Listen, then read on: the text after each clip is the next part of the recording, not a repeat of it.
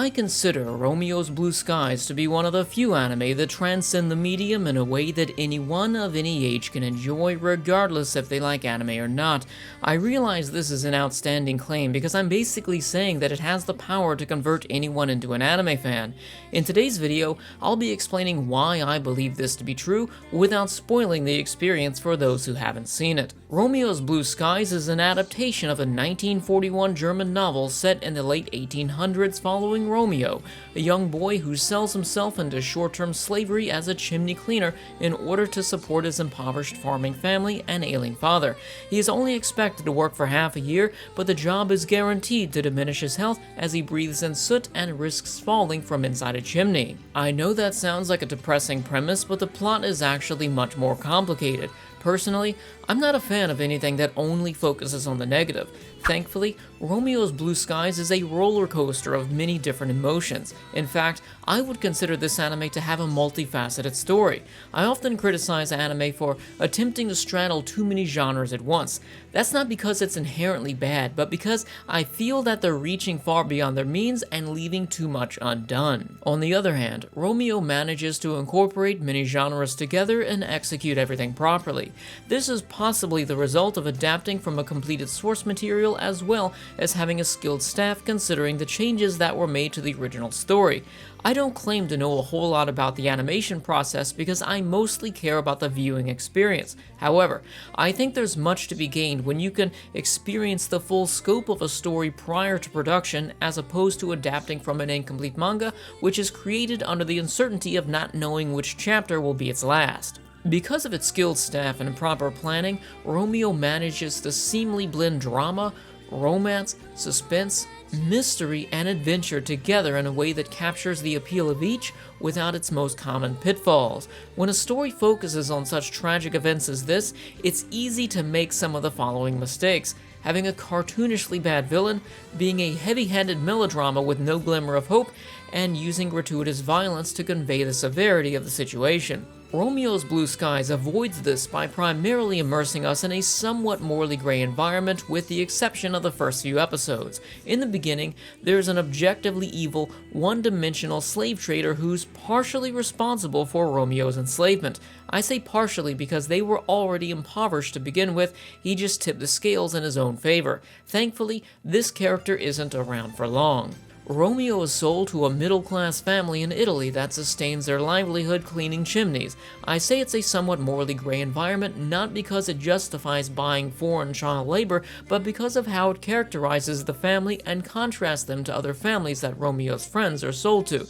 There's no getting around it. The motive for this is unscrupulous, but at least the family is comprised of round characters who develop as the story unfolds as opposed to static bad guys to blame everything on.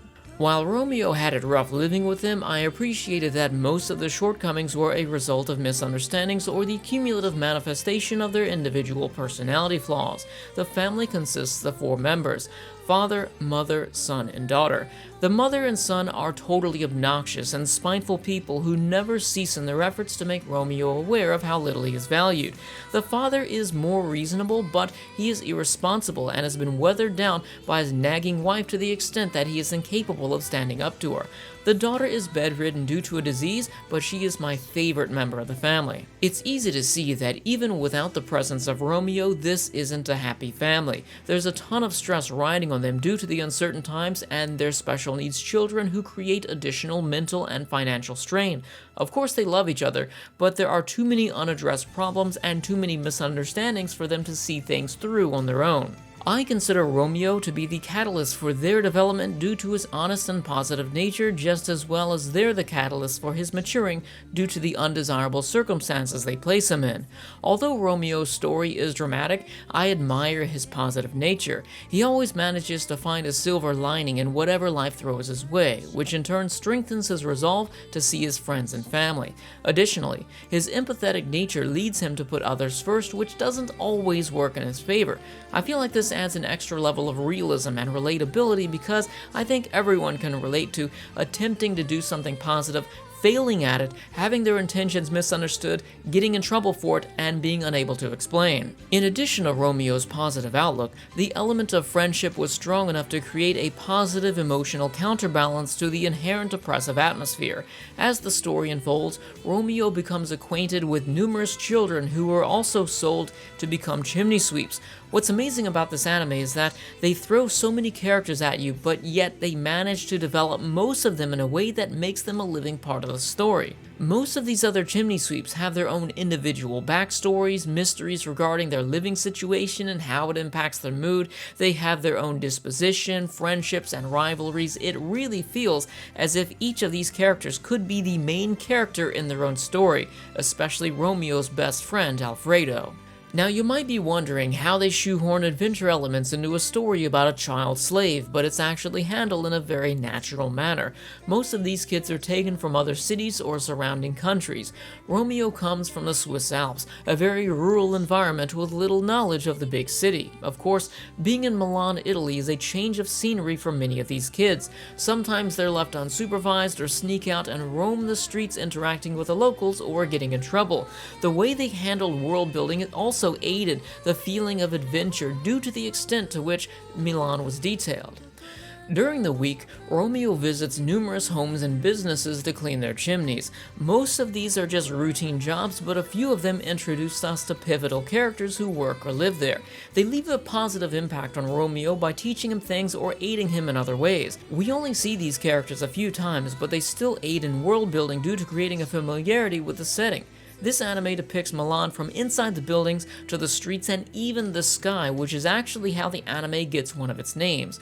Romeo's blue sky reflects the serene experience of him climbing through the chimneys onto the roof for a few minutes per day in order to gaze at the sky and be above all of his troubles. Overall, Romeo's Blue Sky is a total package because its dramatic atmosphere is primarily the result of the shortcomings of its numerous well-developed characters impacting one another. Its tragic nature is counterbalanced by strong friendships which form as a result of said characters coming together to overcome their problems. The manner in which the story is told makes this anime all ages friendly. The presentation also holds up well, though admittedly it's a 90s anime that looks like it came out in the 80s. It's a retro anime with a retro art style that's set over 100 years ago, so in my opinion, it's thematically appropriate. The backgrounds are beautiful, the city is nicely detailed, which creates the experience of immersion, and the characters' emotions are articulately conveyed, which highlights the events and really drive it home, giving the viewer a ride on the Feel-mobile. To top it all off, it's only 33 episodes and features a complete ending.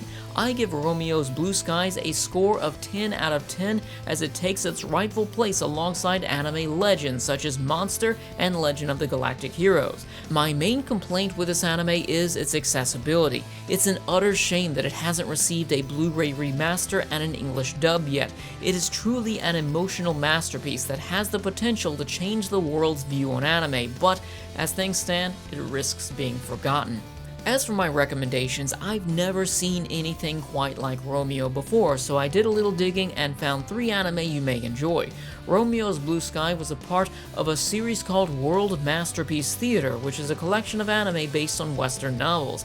Anne of Green Gables is probably the second highest rated anime in the series, with Romeo being the first.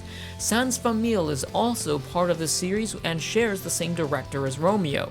Lastly, The Snow Queen shares the same scriptwriter as Romeo and is also based on a novel. Of the 3 mentioned, this is the most recent, having been released in 2005. Thanks for watching. Let me know your thoughts in the comment section below. I also ask that you share this video with anyone who might be interested so that they can be informed without being spoiled, and most importantly, so this truly amazing anime isn't forgotten. I'll see you next time with my review of Gundam 8th MS Team.